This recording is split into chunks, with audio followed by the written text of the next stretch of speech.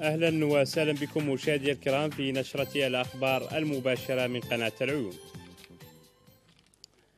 أجرى صاحب الجلالة الملك محمد السادس اليوم الثلاثاء اتصالا هاتفيا بالرئيس التونسي المنتخب فخامة السيد باجي قائد السبسي، وأفاد بلاغ للديوان الملكي بأنه تم خلال هذا الاتصال استحضار الروابط العائلية المتميزة التي تجمع منذ مدة طويلة السيد السبسي بالأسرة الملكية، والتي يحرص الجانبان على زيادة ترسيخها، وقد عبر عن اعتزازهما بمستوى العلاقات الأخوية المتينة والتعاون المثمر والتضامن الفعال التي تجمع بين المملكة المغربية والجمهورية التونسية. كما أكد حرصهما القوي على فتح آفاق أوسع في مجالات التعاون بين البلدين والارتقاء بهذه العلاقات إلى شراكة نموذجية بما يخدم مصالح الشعبين الشقيقين. الأسئلة البرلمانية لجلستي مجلس النواب والمستشارين في مواضيع تتعلق بمحاربة الخنزير البري بطاطا وحول ميناء طنطان واهتمام سفارات المملكة بالمجال الرياضي وغيرهما من المواضيع نتعرف عليها في تقرير سالك رحال. النائب البرلماني عن الفريق الاستقلالي للوحدة والتعادلية حسن التابي في سؤال موجه للسيد الحبيب الشوباني الوزير المكلف بالعلاقات مع البرلمان والمجتمع المدني حول آليات محاربة الخنزير البري بمناطق الغابات. نسائلكم السيد الوزير، ما هي التدابير المتخذة لمعالجة هذه الوضعية بما يضمن للساكنة حمايتهم وممتلكاتهم من الخنزير البري، خاصة وأن السكان مستعدون للمساهمة في مكافحة هذه الآفة الخطيرة. السيد الوزير وفي معرض رده على التساؤل أكد عزم الحكومة ومن خلال آليات وطنية ودولية القضاء على هذا الخنزير من خلال عملية إحاشة بين 2014 و2015. وتم الشروع في إنجازها. بلغت عمليات الإحاشة التي نظمت بجميع التربة الوطني منذ العمل به وإلى حدود 15 دجنبر 2014 ما مجموعه 4060 إحاشة من حوالي 2067 داخل النقاط السوداء اللي هي معنية ب 334 نقطة، حيث تم القضاء على 24041 خنزير.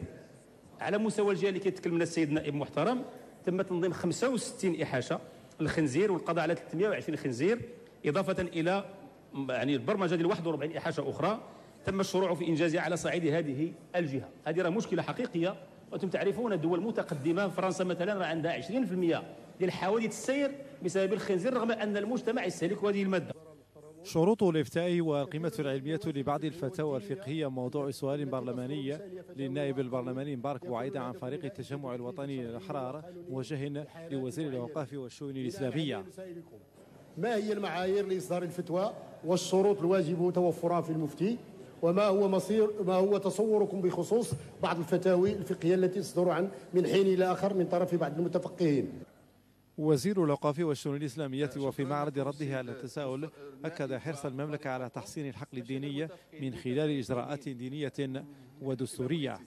فعلى كل حال بالنسبة لهذا المشكل في المملكة المغربية ما موضوعش، إن هناك إمارة المؤمنين، هناك المجلس العلمي الأعلى، هناك دسترة للمجلس العلمي الأعلى ودسترة لإفتاء داخل المجلس العلمي الأعلى، ولكن في مجتمع الحرية الدين كغيره من المواضيع كل واحد يمكن يقول. فكتبقى القضية اللي غادي نذكر بها كنت قلتها، كاين قضية العرض وكاين الطلب.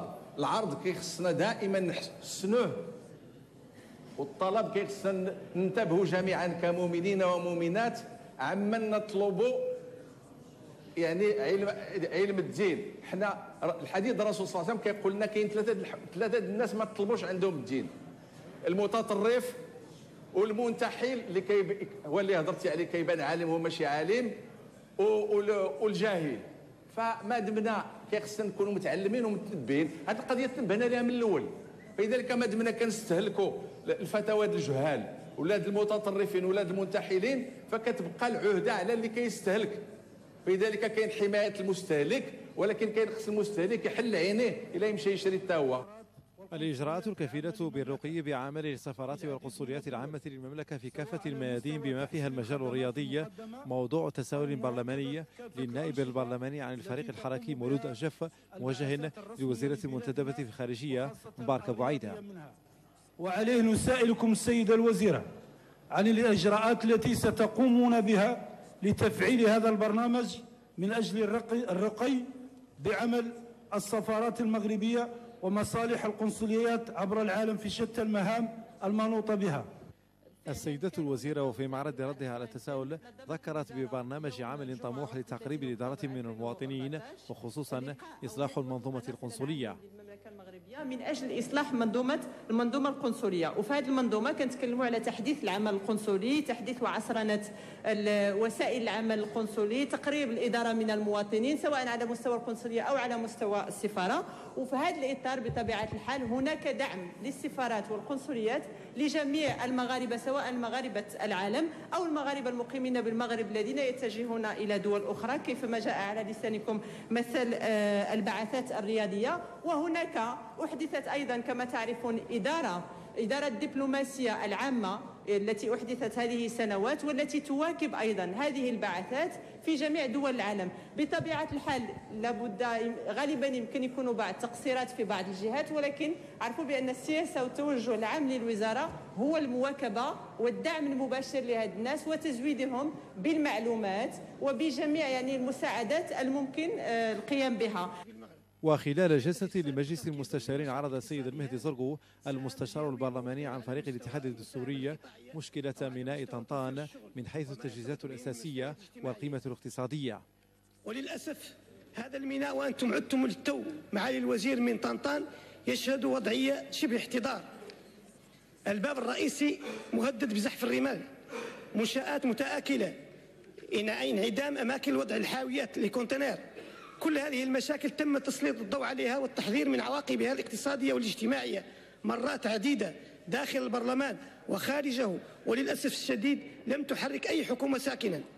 ونأمل أن تنتبهوا السيد الوزير إلى أن هذا الميناء لا يزال قادرا على أن يشكل رافعة اقتصادية واجتماعية حقيقية وطنيا وجهويا، بل يمكن أن يطور نشاطه ليتسع إلى النشاط الملاحي التجاري بما ينمي التبادل التجاري والنشاط السياحي مع جزر الخالدات وافريقيا الغربيه على وجه الخصوص.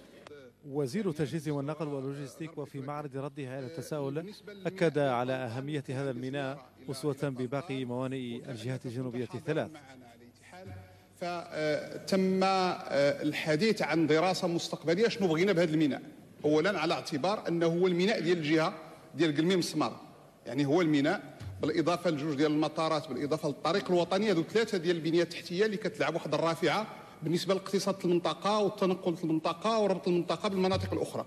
ولذلك تم الاتفاق على الدراسه، وكان هذه الزياره الميدانيه التواصل مع المهنيين مع السلطات مع المنتخبين، وتم الاتفاق على احداث لجنه تقنيه تحت رئاسه السيد العامل باش نواكبوا التاهيل ديال هذا الميناء. لكن يمكن نعطيك واحد ثلاثه ديال الارقام. الرقم الاول انه الان الصفقه ديال دراجاج ديال جر في الرمال 200 مليون ديال الدرهم.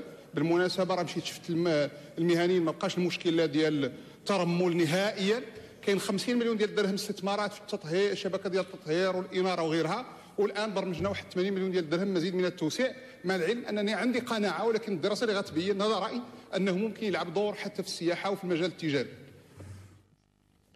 وخلال جلسة مجلس النواب أكدت الوزيرة المنتدبة لدى وزير الشؤون الخارجية والتعاون السيدة مباركة بوعيدة اليوم الثلاثاء أن المغرب ما فتئ يطالب بتطبيع علاقاته مع الجزائر وبأن تتحمل هذه الأخيرة مسؤولياتها الكاملة في حل النزاع المفتعل حول قضية الصحراء. لنتابع. العلاقات المغربية الجزائرية هي تعرف واحد النوع من تأرجح دائم، برودة حقيقة. هي علاقات باردة مبنية على تأرجح، مبنية على التوتر، مبنية على في بعض الأحيان الانفراج، ولكن ما تيكون شيء دائم. كنعرفوا بأن السبب ديال هذا التوتر وهذا التصعيد إلا ممكن نختصروا، يمكن نقولوا في واحد ثلاثة ديال النقط. النقطة الأولى هو كون الجزائر طرف مباشر في القضية الوطنية، كون الجزائر تتحكم بصفة مباشرة وبقوة في الحركة الانفصالية، كون الجزائر كتلعب دور ضد المسار الأممي من أجل إيجاد حل نهائي للقضية الوطنية. هذه النقطة الأولى. النقطة الثانية هو أنه الجزائر دائما تحاول وعندها محاولات دائمة لإضعاف المغرب في المحيط ديالو، وايضا لاعزال او عزل المغرب على المحيط ديالو. هنا كنشوف واحد العدد ديال المحاولات لاضعاف المبادرات المغربيه سواء على المستوى الجهوي او على المستوى الدولي. إلى مدينة آسا التي عاشت على مدى يومين فعاليات الملتقى الجهوي الأول للواحات تحت شعار الواحات نموذجا للتربية المستدامة بمناطق المغرب الصحراوي حالة واحة آسا. الملتقى يأتي بتنظيم من مركز الشباب الصحراوي للإبداع الاجتماعي وبدعم من مجموعة الشركاء، إلى جانب حضور ثلة من الأساتذة الأكاديميين والباحثين الاجتماعيين، كما يرصد ذلك روبورتاج علي الكبش ومحمود طويف.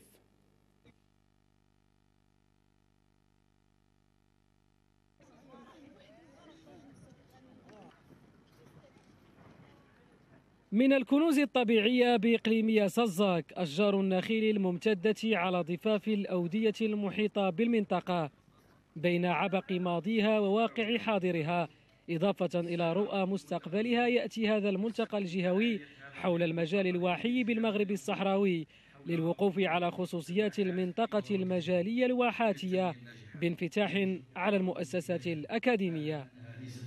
تطرح هذه الندوة لنقاش إشكالية التنمية المستدامة بواحات الجنوب عامة وواحات آسا خاصة بغرض التفكير بشكل جدي في مستقبل الأنظمة الواحية وتقديم مقترحات موضوعية تساهم في تشخيص وفهم واقع حال واحات الجنوب من أجل بلورة استراتيجية وطنية واستراتيجية محلية وجهوية للنهوض بتنمية وتأهيل الواحات.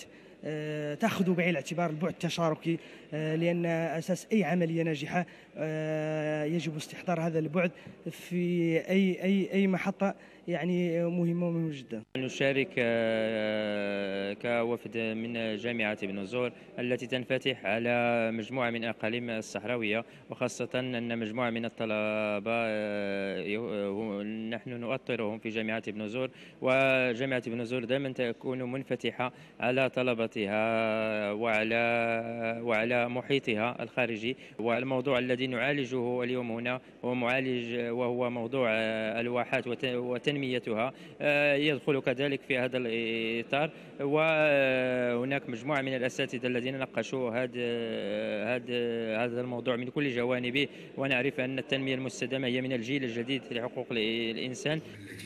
سلسلة من الندوات الفكرية الأكاديمية أشرف عليها ثلة من الأساتذة الجامعيين والباحثين في التاريخ والمجال، حاولوا مقاربة الواحة وخصوصياتها عبر محاور عدة أزالت النقاب على الآثار الجانبية للتغيرات المناخية على الواحة باعتبارها منظومة فاعلة في استقرار السكان منذ القدم، إلى جانب نظام الخطارات المتبع في تدبير الموارد المائية بالمناطق الواحاتية. مشاركتي في هذا الندوة بطبيعة الحال تتمحور حول آثار التغيرات المناخية على المنظومات الواحية بجهة قلميم السمارة. هذه الآثار بطبيعة الحال أصبحت تنعكس سلبا على هذه المنظومات وتؤثر على تراثها الطبيعي وكذلك على التراث الثقافي لهذه المنظومات. وهذه الآثار بطبيعة الحال هي عندها علاقة مرتبطة بالهوامش المجاورة للواحات، ومرتبطة كذلك بالتصرفات البشرية الغير معقلنة سواء داخل الواحة أو خارج الواحات، مرتبطة كذلك بعوامل مناخية متراكمة نتيجة تراجع تساقطات خلال السنوات الماضية وخاصة ابتداء من الثمانينات. ويرجع التدور كذلك بالأساس إلى ما يعرف بالحاجز الحمائي للواحات، وهو غابة الطرح التي من خلال الدراسة التي قمنا بها أصبحت تعاني من مشكل كبير يتمثل في تدهورها وتراجعها. ما اتضح من خلال مداخلات الندوة أن الواحات فعلا تعيش وضعا هامشيا ومجموعة من المشاكل البيئية والاقتصادية والاجتماعية، لكن التجربة أبانت بأن هناك أمل، هناك البديل. ومجموعة من الواحات في تفيلات وضرعة استطاعت أن تنمي بعض البدائل التنموية في السياحة وتسمية المنتجات الفلاحية، لكن أبانت جميع الدراسات أنه لا يمكن الوصول من الانتقال من وضعية الهامشية إلى مشاريع تنموية حقيقية بدون الفاعل المحلي.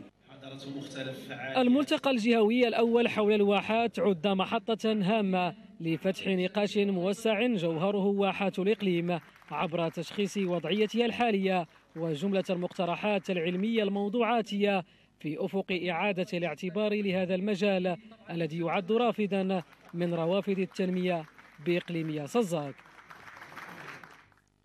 بطنطان أحيت أسرة وأقارب المرحوم محمد الشيخ والمحمد الوالي الذكرى الأربعينية لرحيل هذا الفقيد. إحياء هذه الذكرى تم بحضور عدد من كبار المسؤولين والشخصيات. حافظ محضار وعبد الرحيم حاجي. ممثلو الهيئات الوطنية كبار مسؤولين وشخصيات ممثلة للعديد من القبائل الصحراوية خلال احتفالية تحيي الذكرى الأربعينية لوفاة المرحوم المقاوم محمد شيخ والمحمد الوالي الذي وافته المنية عن سن تناهي 78 سنة. متداخلون خلال هذا اللقاء توقفوا عند مناقب وخصال الفقيد الذي عرف بمواقفه البطولية في مجموعة من المحطات التاريخية.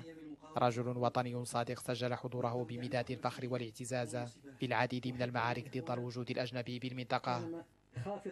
يعتبر من خيرة المقاومين وأعضاء جيش التحرير بهذه الربوع من الوطن، واللي عندها واحد المكانة كبيرة في مسيرة الكفاح الوطني من أجل الحرية والاستقلال وتحقيق الوحدة الترابية، وهي لمسة روحية والتفاتة معنوية في حق هذا الوطني الغيور وهذا المقاوم الكبير اللي أبلى البلاء الحسن في صفوف جيش التحرير، واللي يشهد له بالتزامه المبدئي وثباته على العهد واستماتته في خوض غمار واحد العدد من المعارك البطولية. احتفالية إذن برجل وطني بصم على حضور لافتة في العديد من المحطات دفاعا وذودا عن ثوابت ومقدسات هذا الوطن. تفعيلا لبرنامجها الثانوي، نظمت جمعية أساتذة اللغة الفرنسية بقليميم بالتنسيق مع الأكاديمية الجهوية للتربية والتكوين بقليميم يوما دراسيا حول واقع وتحديات تعلم وتعليم اللغة الفرنسية بالإقليم. اللقاء حضره مجموعة من الفاعلين في الميدان التربوي. المزيد رفقة حيجب التامك ومحمد فاضل عبيدة.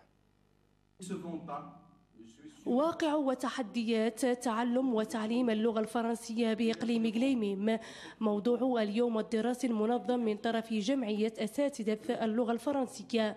لقاء سلط الضوء على المشاكل التي تعيق التلاميذ في مادة اللغة الفرنسية وتشخيص واقع هذه المادة بالمنطقة. اللقاء عرف أيضا عرض فيلم قصير حول تجربة تلاميذ السلك الثانوي مع اللغة الفرنسية خلال مسارهم الدراسي.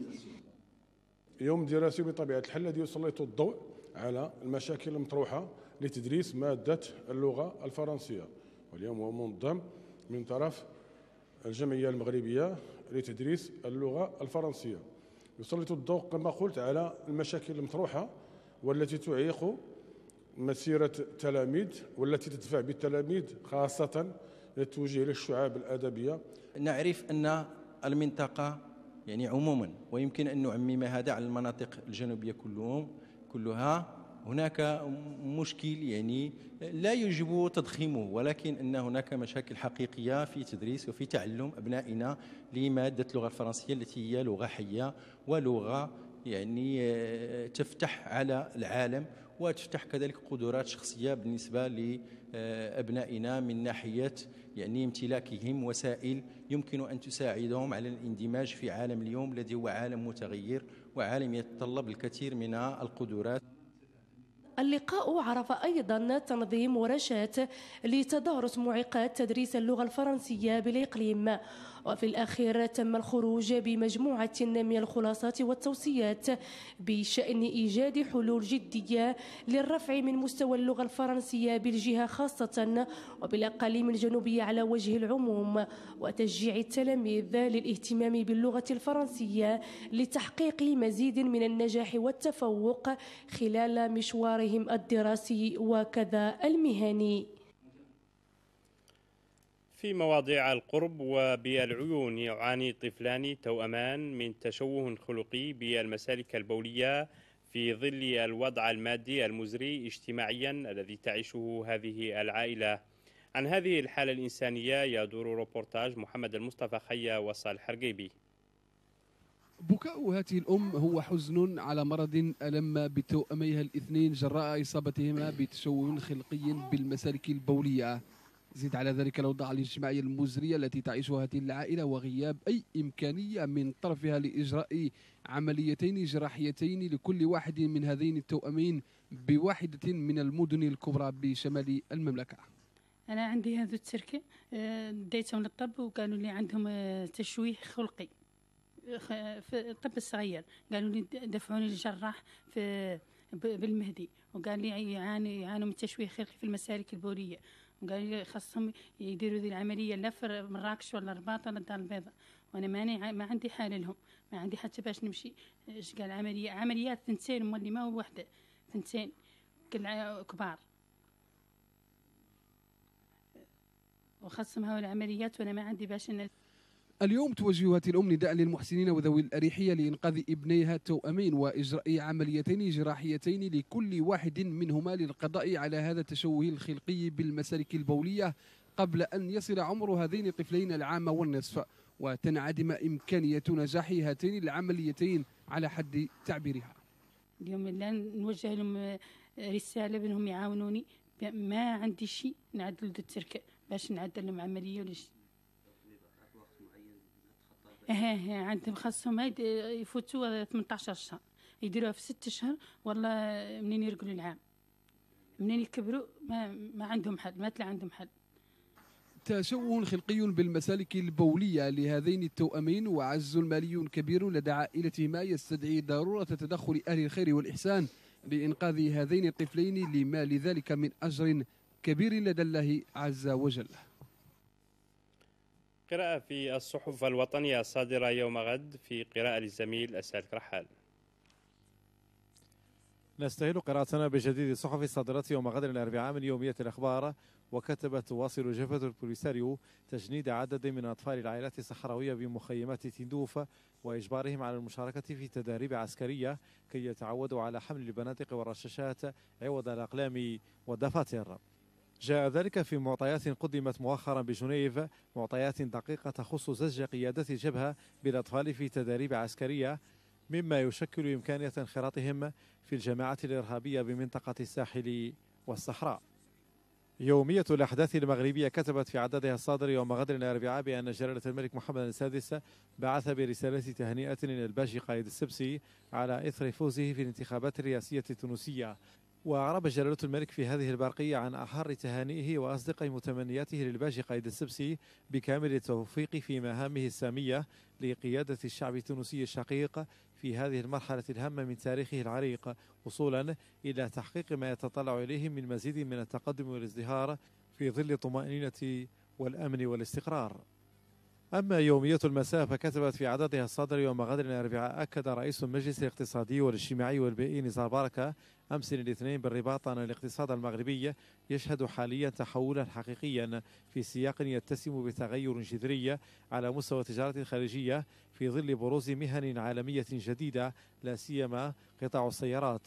وأبرز بركة خلال لقاء نظمته المدرسة الوطنية للإدارة خصص لتقديم تقرير المجلس برسم سنة 2013 أن قطاع صناعة السيارات أصبح خلال السنة الجارية أول قطاع مصدر في المغرب، متقدم بذلك على قطاع النسيج والفوسفات ومشتقاته.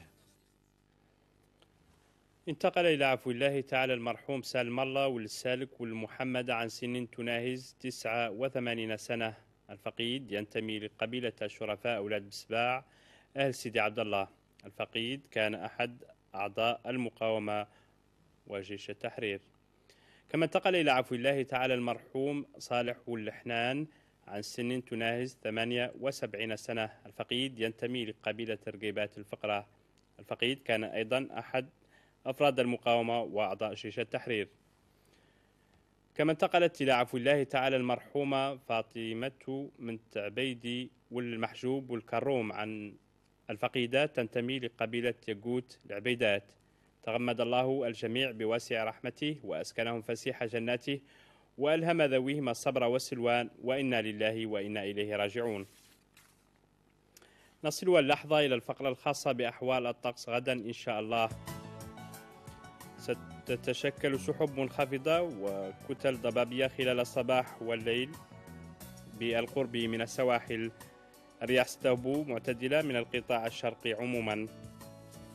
درجات الحرارة الدنيا ستتراوح ما بين 9 درجات بطاطا 17 درجة بسيدي إفني.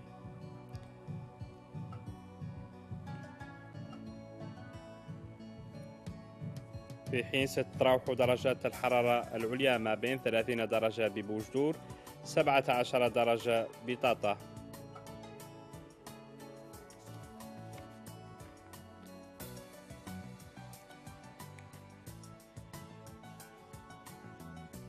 في حالة البحر بالواجهة الأطلسية سيكون البحر قليل الهيجان إلى هائج عموما. طلوع الشمس غدا بمدينة العيون سيكون على تمام الساعة 7:44، أما غروبها سيكون عند تمام الساعة 6:01 إن شاء الله. أما عن بعض درجات الحرارة في بعض المدن المجاورة لبلادنا فسيكون على الشكل التالي: 36 درجة بباماكو، 35 درجة بنواكشوط، 31 درجة بنواذيبو، 22 درجة بتندوف، مع تسجيل 15 درجة بالعاصمة الرباط. قبل الختام نذكر مشاهدينا الكرام